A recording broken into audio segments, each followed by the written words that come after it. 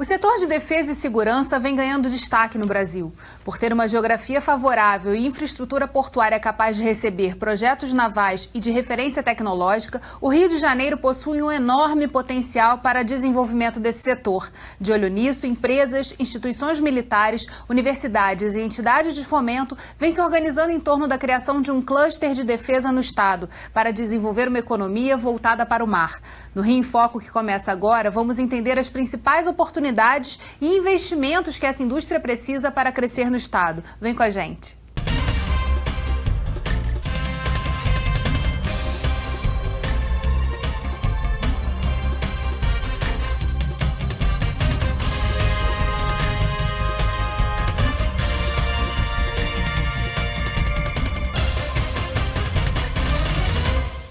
O Rio em Foco recebe o presidente da empresa responsável por projetos e construção de equipamentos para a Marinha do Brasil, Engeprom, Almirante Edésio Teixeira Lima Júnior, e o gerente de grandes empreendimentos do Sebrae Rio, Renato Regazzi.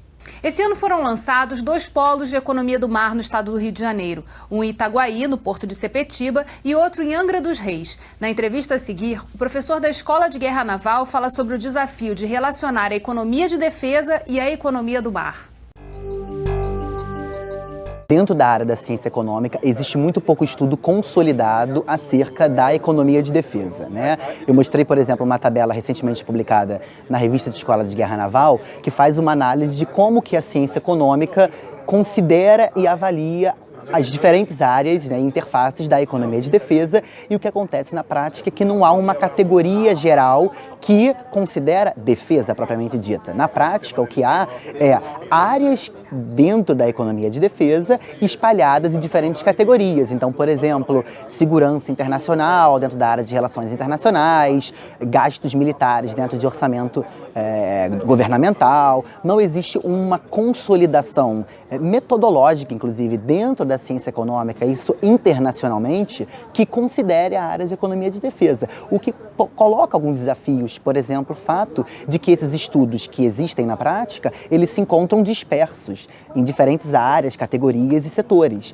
Então, realmente, quem trabalha na área conhece essa dificuldade prática, que inclusive ela se traduz nos currículos de economia. Avaliando especificamente a economia do mar, a mesma coisa acontece, ou seja, não existe uma forma de categorizar única desses diferentes setores, né? E vale destacar que a economia do mar é ainda mais ampla do que a economia de defesa. Então nós temos dentro desse grande guarda-chuva, eu diria, de economia do mar, diferentes áreas, por exemplo, energia, mineração, pesca, aquicultura, defesa e segurança, transporte, logística, questões ambientais, enfim, diversas áreas que de fato, em última instância, não estão consolidadas dentro de uma grande concepção de economia do mar, o que faz com que, na prática, esse conceito sequer seja conhecido por boa parte dos teóricos, acadêmicos e pesquisadores e atuantes dessas áreas.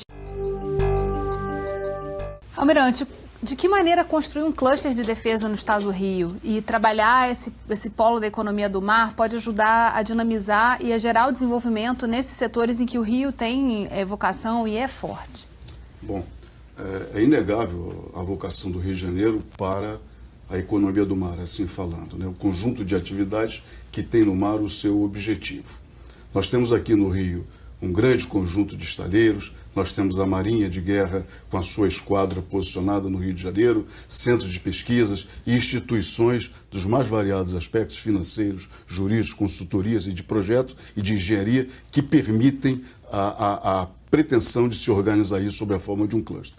O conceito de cluster não é uma coisa nova, ele vem do final do século XIX, com Alfred Marshall, um economista inglês, que estabeleceu o conceito de distrito industrial. Distrito, polo, e daí evoluiu para o cluster. O cluster ganhou mais significado com o trabalho mais recente do professor Porter, de Harvard, visando a riqueza entre as nações e a competitividade entre as nações, onde entra o conceito do cluster. O cluster permite, por ele trazer a diversificação de atividades econômicas e a especialização de atividades econômicas, com foco numa determinada atividade produtiva, ele permite que se criem cadeias de valor e essas cadeias transmitem efeito multiplicador para a economia, em termos de renda, em termos de produto, em termos de emprego, em termos de geração de impostos. E a relevância do cluster é que as empresas não só competem dentro, especializadas, competem dentro desse ambiente produtivo, mas também cooperam e criam rendimentos de escala crescente e novas tecnologias e inovação. Isso se repercute na economia de um país como um todo. Mas o principal é que o cluster tem que ter uma atividade fim. E no nosso caso, o Rio de Janeiro, é a indústria marítima ou indústria naval, se assim podemos classificar. Ela seria, na verdade, a indutora de uma série de outras empresas, indústrias que podem se instalar ali no entorno para prestar serviços para essa atividade principal. Seria isso? Isso seria o vetor de desenvolvimento ligado ao mar, onde você junta vários setores econômicos, como foi colocado anteriormente, desde o setor de defesa, da construção offshore, da marinha mercante, da pesca, do turismo. É bom considerar esse setor extremamente importante. Irrelevante se pegar os modelos europeus, principalmente na região da França, né, da Bretanha e do Mediterrâneo, né, da Côte d'Azur, da França, que são modelos que fazem com que o território se aproprie dos ativos existentes, vocacionais, e que esses ativos se falam. É como se fosse a convergência entre setores econômicos. E a partir daí, como o Almirante colocou em relação ao desenvolvimento da cadeia de valor, você pode inserir pequenas e médias empresas para que sejam fornecedoras dessas grandes corporações, esses grandes ativos que existem dentro do cluster. Na prática, o que o lançamento desses dois polos, de Itaguaí e de Angra, vão permitir que seja feito? Eu vou dar um exemplo com o estudo que nós fizemos no investimento nos novos navios que a Marinha está construindo. No nosso modelo, que utilizou uma matriz de insumo-produto da economia brasileira e reportou essa matriz de insumo-produto para os setores que efetivamente participariam da construção desses navios, né, com base no outra construção, outro projeto de outro navio, alguns anos atrás, nós chegamos à conclusão que de cada R$1,5 bilhão de reais, nós geraríamos cerca de 8 mil empregos diretos, indiretos, induzidos na economia. Então dá para ver o potencial. E em termos de valor agregado, geraríamos em torno de cerca de 300 milhões de reais de valor agregado na economia.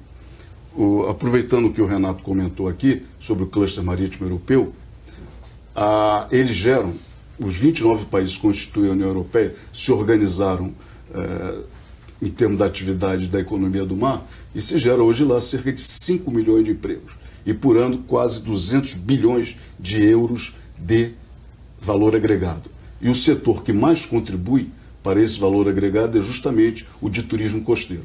Se nós olharmos para o Rio de Janeiro, a vocação natural do Rio de Janeiro é justamente o turismo costeiro. A gente vai falar um pouquinho mais sobre esse assunto no próximo bloco. Rio em Foco aqui, política e economia caminham juntas.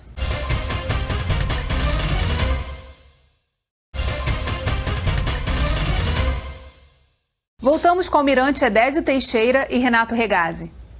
O Rio de Janeiro tem estaleiros, bases, arsenais e uma indústria de fabricação de nave-peças a ser aproveitada a partir das oportunidades de investimento que o cluster pode gerar. Uma das atividades mais evidentes que podem marcar esse resgate é o da construção e reparação de navios militares e mercantes. É algo que o Rio tem vocação, já teve uma estrutura toda montada para isso e que hoje se desmontou há alguns anos. Todo o setor de estaleiros está em crise, né? Como é que a partir dessa criação de uma estrutura de governança, de relacionamento entre essas empresas, a gente pode assistir essa retomada no território, nas cidades? Bom, Geisa, essa é a grande atividade que a Marinha está conduzindo nesse momento, de sensibilizar o país, a nossa sociedade, principalmente a classe política, sobre a relevância da economia do mar, das atividades marítimas, para o nosso desenvolvimento e também para a nossa soberania, defesa e segurança. Essa é uma iniciativa pessoal do comandante da Marinha e, recentemente, no mês passado, a Marinha conseguiu ativar no Congresso Nacional 2 frentes parlamentares mistas. Uma dedicada à indústria marítima e outra dedicada à marinha mercante. E há uma terceira frente que está sendo formada dedicada a o que nós chamamos Amazônia Azul, que é a nossa zona econômica exclusiva, que corresponde, já por direito do Brasil, a quase cerca de 60% do território nacional no mar. E nesse papel também tem a articulação com a bancada federal do Rio para que esse tema seja um tema de pauta. Há 2 semanas atrás, o comandante da Marinha promoveu uma visita ao nosso porta-helicópteros, que é o navio Capitania da Esquadra, com a bancada do Rio de Janeiro, representantes da bancada do Rio de Janeiro no Congresso, e nós fizemos uma exposição sobre a economia do mar e do potencial disso para uma solução de desenvolvimento do Estado do Rio de Janeiro. Mas um cluster, ou desenvolvimento da economia do mar, não vai acontecer de forma espontânea. É preciso que surjam algumas condições e um modelo econômico por trás dele. Primeiro é que o capital se organize e que o Estado crie a infraestrutura necessária para que os fatores de produção nas cadeias produtivas que vão se formar possam ser aplicados de maneira eficiente.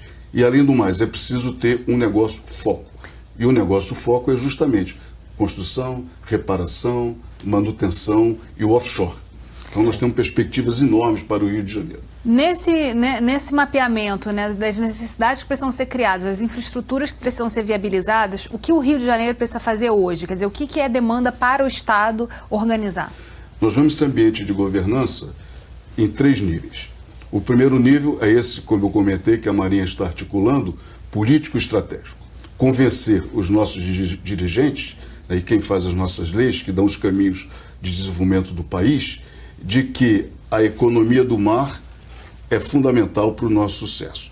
Então, o que está se pretendendo é criar um amplo comitê, com representantes de vários ministérios, talvez até numa extensão de um comitê que já existe para a Comissão Interministerial de Recursos do Mar, onde se explora, por exemplo, se conduz o Programa Antártico Brasileiro e a preocupação com a nossa zona econômica exclusiva. Talvez esse fosse o fórum para traçar políticas, diretrizes e estratégias de desenvolvimento do país a partir da economia do mar. Então essa é a articulação que a Marinha está fazendo.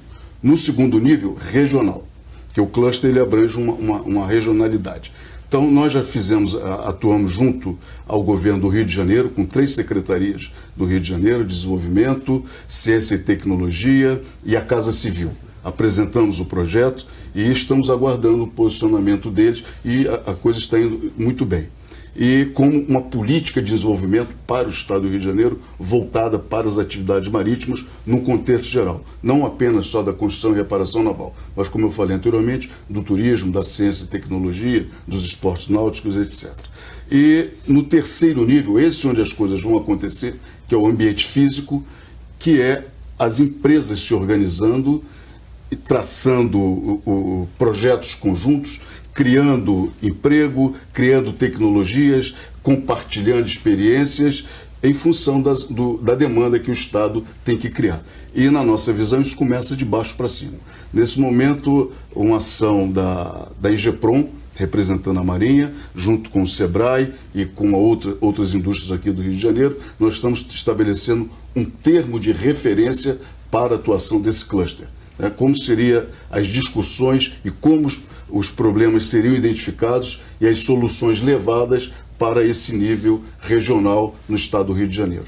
Agora, é importante falar também da relação e de outros estados que também já se organizaram nesse sentido de olhar para o mar e dali também pensar como gerar desenvolvimento econômico. Quais são os nossos concorrentes hoje, assim, em termos de estado, que já estão avançados nessa discussão?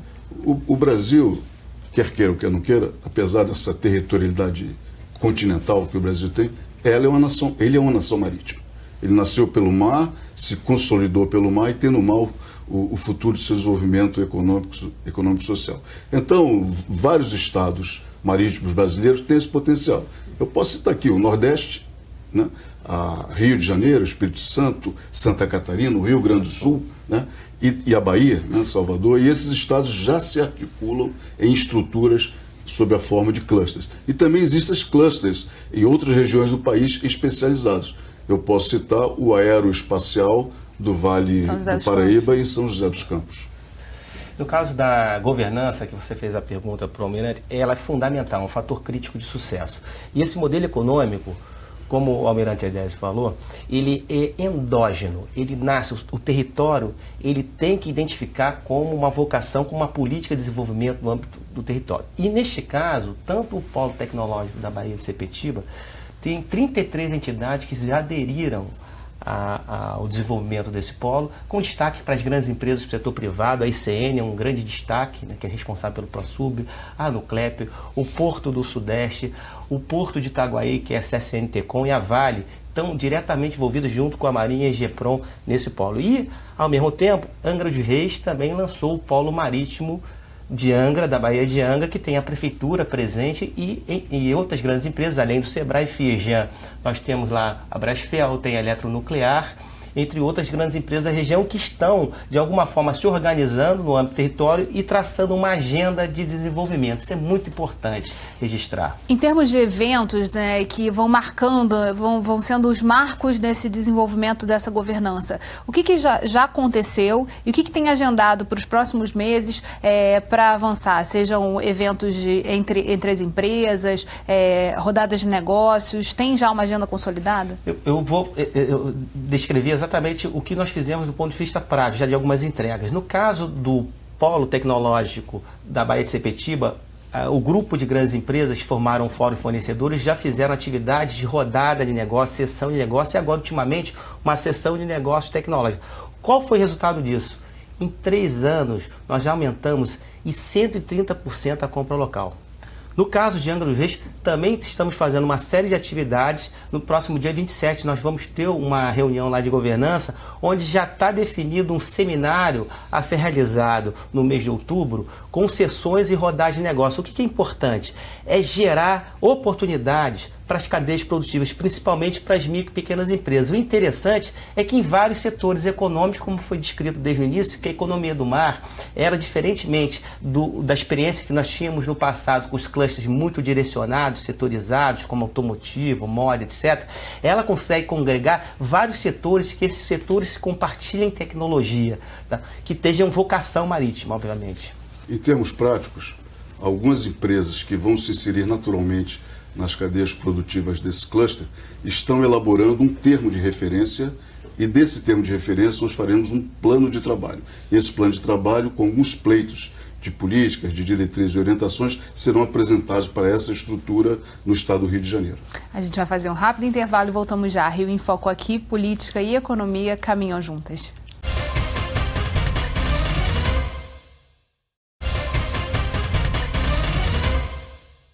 De acordo com pesquisa realizada pela FIP em 2014, a indústria de defesa e segurança no Brasil movimentou mais de 200 bilhões de reais. Na entrevista a seguir, o professor e especialista da Universidade Complutense de Madrid explica os principais desafios desse setor no mundo.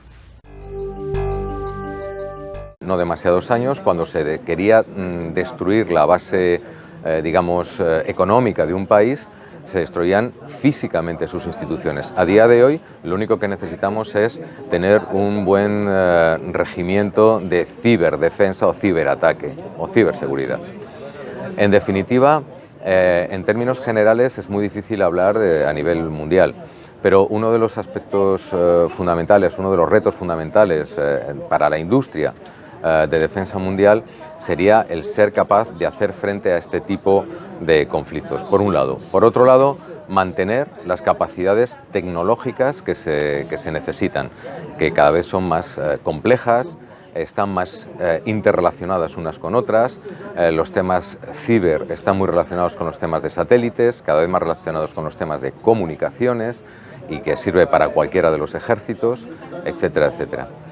El nivel tecnológico es un factor. Y el segundo factor, que yo creo que muchas veces no lo tratamos como debemos, es el capital humano, las personas, la formación, el ser capaces de hacer que las personas manejen la tecnología o las tecnologías novedosas y tener no solo la capacitación, sino la cantidad de personas suficiente como para que sea útil para las Fuerzas Armadas de cada uno de los países. Um tema também importantíssimo nessa questão da defesa e segurança é a questão tecnológica, né? E o Rio de Janeiro reúne aqui o maior número de instituições de pesquisa, de tecnologia do país, né? Maior quantidade de cérebros formados, doutores e mestres.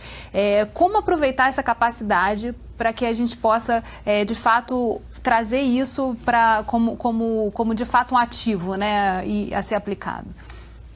Eu acho que nós temos que olhar num plano mais elevado na visão de planejamento estratégico do país para a defesa. O documento que nós seguimos é a Estratégia Nacional de Defesa, que é interligada à Estratégia Nacional de Desenvolvimento Econômico e Social. Nessa estratégia, um dos seus eixos principais, são 3 eixos, é o desenvolvimento de uma base industrial, científico, tecnológica e logística. Porque é um consenso, sem tecnologia é impossível se ter defesa, se ter a soberania.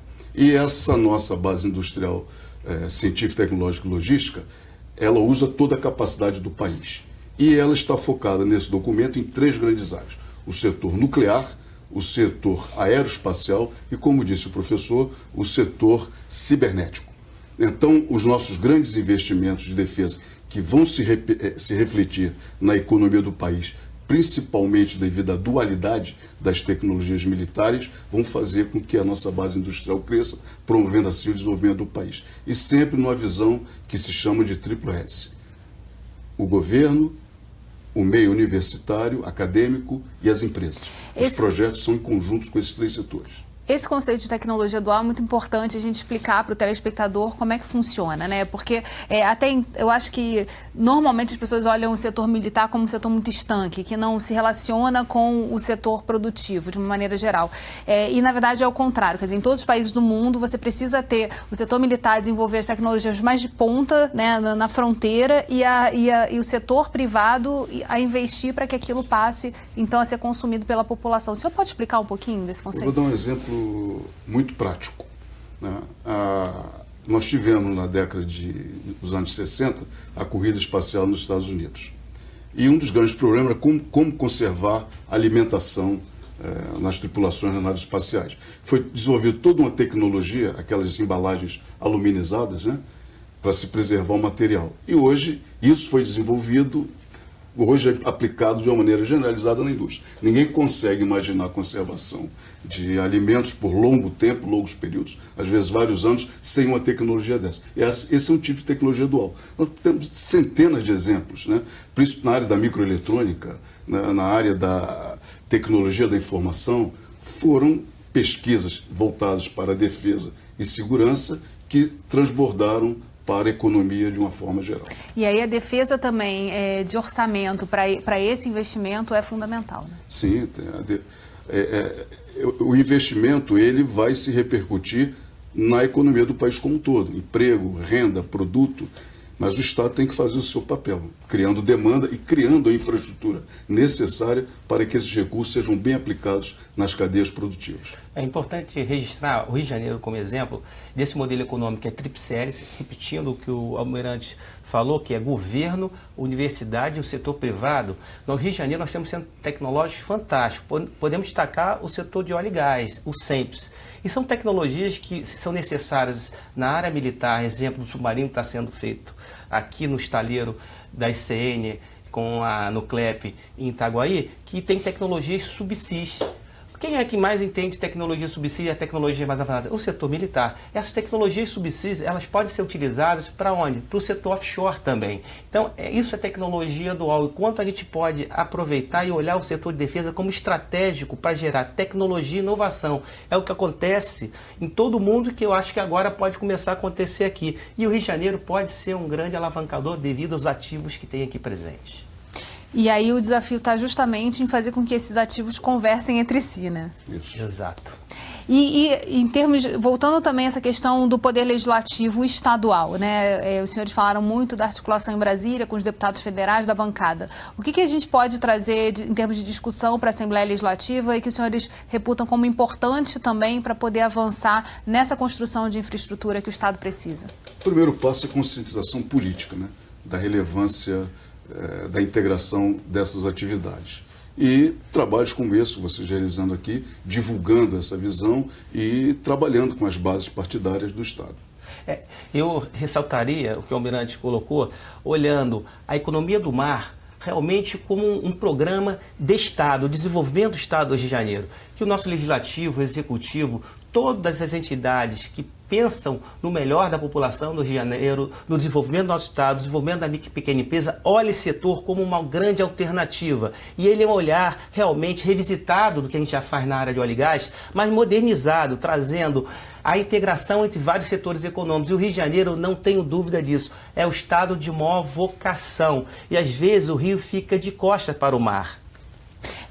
Você falou uma coisa muito interessante a respeito de Angra, né? Quer dizer que você não tem o turismo não conversa com esse potencial marítimo que existe, o desenvolvimento disso. Você não tem restaurantes, pratos típicos feitos naquela região. Então, como fazer isso acontecer na prática? Quer dizer, integrar no ambiente do território, fazer com que o setor empresarial, ele conversa entre si e setores entre si, junto com a universidade, entidades de fomento como Sebrae, Fijan, FEComércio, e também colocando os grandes players para colocar tecnologias e compras locais. Isso incentiva muito a economia local. Mas no caso do turismo, como você colocou, você integrar com a iconografia local, com a questão antropológica local, o DNA da localidade, você consegue gerar inovações na área gastronômica, no turismo, que vai gerar identidade. E no caso de Angra, nós temos um dos locais de maior qualidade náutica na América Latina. Se você pegar toda a América Latina, é um dos locais que tem maior número de marinas. E a gente tem que aproveitar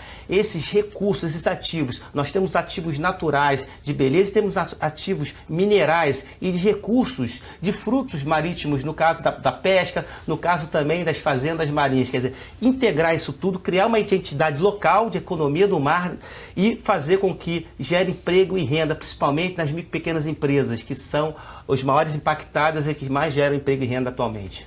Bem, infelizmente, nosso programa chegou ao fim. Obrigada, Almirante Edésio, obrigada, Renato, e obrigada a você, telespectador, que assistiu a gente até aqui. Para continuar acompanhando nossa programação, acesse o canal do YouTube e o endereço está aparecendo aí na sua tela. TV Alerj, o canal do povo. Até a próxima.